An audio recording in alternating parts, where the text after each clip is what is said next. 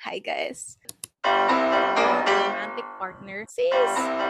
So, lately I've been having so much time to rethink and reevaluate my life decision. I feel like kailangan nyong makinig sa akin. Or like, obligated kayong mag-listen to my thoughts. Right now, I'm actually looking at a script of mine kasi I feel like I won't be able to deliver my thoughts clearly if hindi ako magfo-follow ng script. Gets ba? Ang topic natin for today ay inconvenience is the price of love, friendship, and community. Sinong gets dyan? Hands up tayo dyan.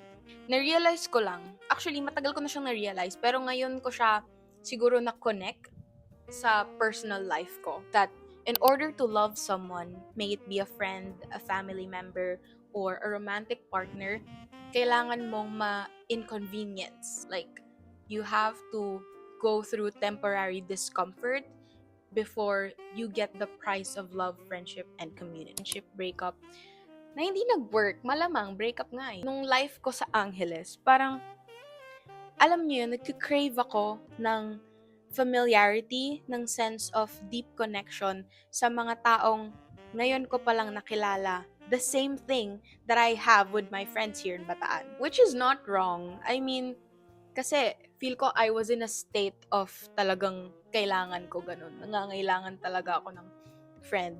You're in a different city, you're away from your parents, you're living independently, and you're juggling akads and living for yourself. Kailangan mong isipin, may allowance ka pa ba? Anong kakainin natin ngayon? Nakapag-plancha na ba ako ng damit? Naho-homesick ba ako? Anong akads namin? Like, bayaran na ba ng rent? Bakit tumaas yung electricity namin? Yan happy times. During happy times, we were friends. Pero kapag dumating na yung time na nadedehado na sila or naapektuhan na sila, that's the time na magpo-pull back sila. Hindi ko sinasabi na mali na mag-protect ka ng peace mo or na i-prioritize mo yung sarili mo during times na kailangan mo talaga. Sis, second semester, second sem, mental health ko, parang that's the time na talagang kinailangan ko ng friend. And iyon din yung time na mas nagpo-pull away or mas nagpo-pull back sila sa akin. And alam niyo yung feeling na at any moment, I mean, friends kayo ngayon, pero the moment na kailanganin mo na, kaya ka nilang iwan in an instant. Eto, meron akong example. I have a story na nagfi-film kami ng PE. Tapos, ako, may dala akong hair tie. And then siya, yung hair niya kasi, hair rebonded or may keratin, ganun. Tapos makapal yung buhok niya. So, ang logical thinking ko nun, sige, bibigay ko na lang sa'yo yung hair tie ko. Tapos, ginamit ko yung panyo. Panyo, yung pang tali ko sa hair ko. Kasi nga, hindi naman, nung ini-edit ko na yung video namin, ang pangit-pangit ko! Like, oh my God, ang pangit ko! Talaga, mukha kong naghihikahos, mukha kong pagod na pagod ka sis, pawis na pawis ka, wala kang pamunas. And that's just an example of inconvenience. Alam niyo yung every step namin sa PE, i-re-adjust ko yung buhok ko, igaganyan ko, pero hindi ako nagreklamo kasi that was my friend. Like, love ko siya, and ayoko mahirapan siya. Ganon. Rant lang to eh. I was trying to make it seem like a podcast, but it's not. Anyway, siguro ang takeaway ko here is that genuine people who really want you in their lives will make efforts. Talaga, promise. Para mapastay ka sa life nila. Grabe, mahal na mahal ko talaga yung mga tropa ko.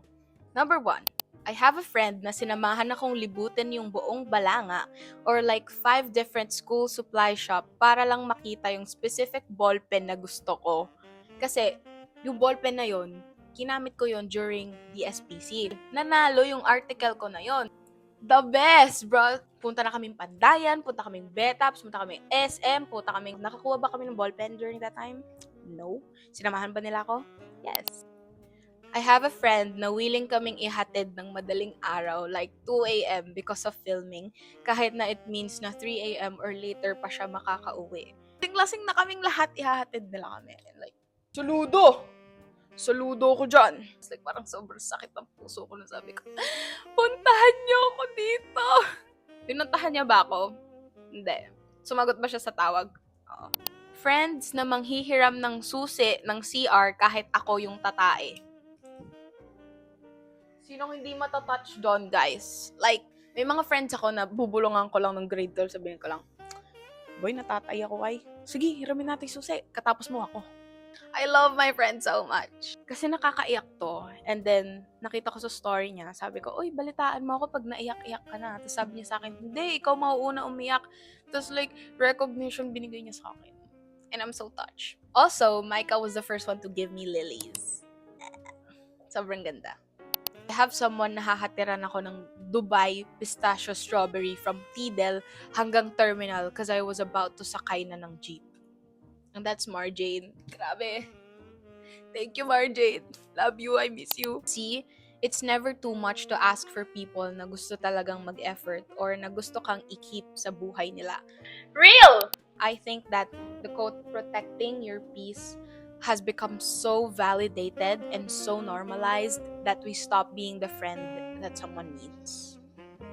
In the pursuit of wanting to save ourselves from drama, from problems, nakakalimutan na natin paano maging good friend to someone.